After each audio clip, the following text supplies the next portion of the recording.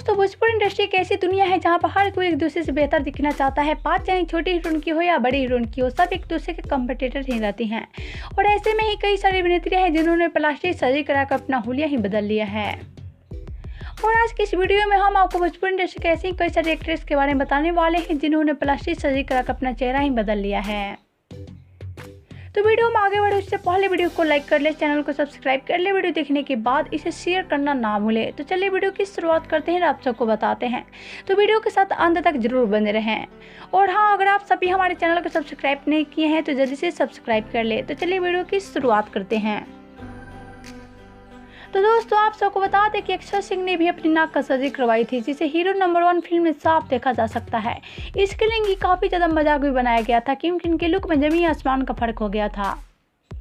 वहीं अगर स्मृति सिन्हा की बात करें तो स्मृति सिन्हा जब फिल्म साजन चले ससुराल में काम किया था तो इसमें काफ़ी खूबसूरत दिख रही थी। और इसके बाद जब इन्होंने अपने होठ और नोज का सर्जरी करवाई तो इनका चेहरा का हुलिया ही बदल गया, जिसके चलते कई सालों तक ये फिल्मी दुनिया से दूर रही।